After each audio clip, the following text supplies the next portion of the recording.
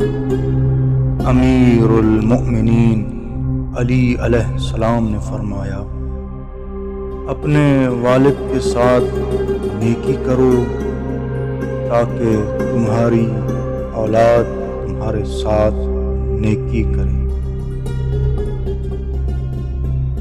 ماں باپ کے ساتھ نیکی کرنا سب سے بڑا فریضہ ہے۔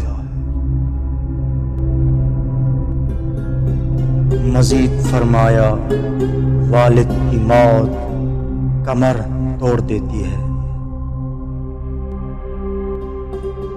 اور فرمایا جو شخص اپنے والدین کے ساتھ ننگ و عار کی وجہ سے نیکی نہیں کرتا وہ صحیح راستے کی مخالفت کرتا ہے۔